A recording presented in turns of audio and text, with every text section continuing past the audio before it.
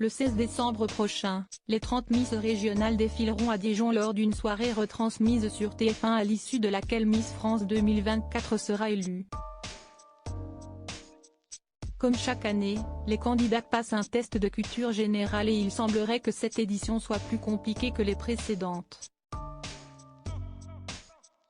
Samedi 16 décembre prochain au Zénith de Dijon, les 30 Miss régionales défileront sur scène lors d'une soirée retransmise sur TF1 à l'issue de laquelle nous découvrira l'heureuse élue Miss France 2024. Pour l'heure, c'est ici en Guyane que les 30 jeunes femmes se trouvent pour le voyage traditionnel de préparation au jour J. Comme chaque année, elles passent l'épreuve du fameux test de culture générale et il semblerait que cette année, le niveau soit plus élevé comme l'ont confié nos confrères du Parisien. Cindy Fabre, Miss France 2005 et directrice du concours a décidé d'ajouter un peu de piquant à ce test, au grand désespoir des Miss. C'est hier, vendredi 24 novembre au cours de l'après-midi que les jeunes femmes ont eu l'occasion de tester leurs connaissances. Outre la culture générale, cette année, elles ont également dû répondre à des questions de logique, de mathématiques et se soumettre à une dictée. Rien que ça. Cindy Fabre leur lançait en amont du début du test, sachez que ça ne compte pas dans l'évaluation et la sélection. Siesti pour votre culture. Et pour en rire. Siesti vêtue de robe blanche à volants, de type patineuse, que les 30 candidates se sont rendues dans la salle de classe de l'hôtel Mercure de Kourou, en réalité salle du restaurant transformée pour l'occasion.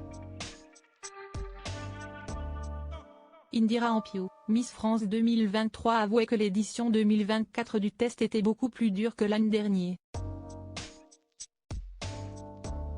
Miss Franche-Comté avait misé sur des révisions pour tenter de tirer son épingle du jeu, en vain. J'ai essayé de ne pas attendre le dernier moment pour répondre. Si est-il vrai que c'était très pointu. Mes révisions n'ont servi à rien, avouait-elle à nos confrères du Parisien. Et ces derniers de reconnaître d'ailleurs que ce n'était pas de la tarte. Le reporter qui a passé le test en même temps que les Miss en est sorti, de son propre aveu, bien moins orgueilleux.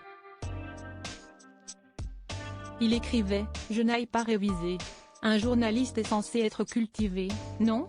Je commence à suer dès les 10 questions d'actualité. » Ce chapitre n'est pas un QCM. Quel pays a intégré la zone euro cette année? Combien la Côte d'Or compte-t-elle de restaurants étoilés? Qui a interprété la chanson Les Autres, si est-il nous? Sont, par exemple, des questions qui ont donné bien du fil à retordre aux candidates. Résultat des scores pour notre confrère? Jen sort rincée. Et en apparence bien plus affectée que les Miss. Avec la connaissance, il ne faut jamais être orgueilleux, concluait-il à raison.